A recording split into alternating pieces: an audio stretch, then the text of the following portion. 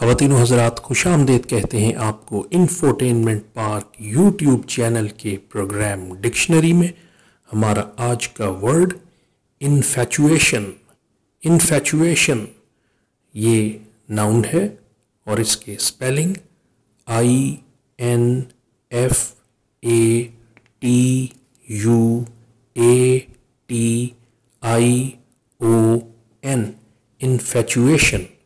اس کا مطلب strong but not usually lasting feelings of لو اور اٹریکشن، یعنی مضبوط مگر زیادہ دیر تک نہ رہنے والے پیار اور کشش کے جذبات۔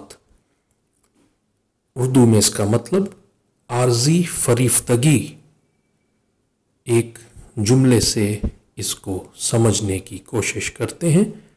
I had no love، مجھے کوئی پیار نہیں تھا، merely an infatuation for the place، صرف اس جگہ سے ایک عارضی لگاؤ تھا۔ اس کے ساتھ ہی آج کا پروگرام اپنے اختتام کو پہنچتا ہے۔ آپ کے فیڈ بیک کا انتظار رہے گا۔ اپنا خیال رکھیے، اجازت دیجیے، خدا حافظ و ناصر۔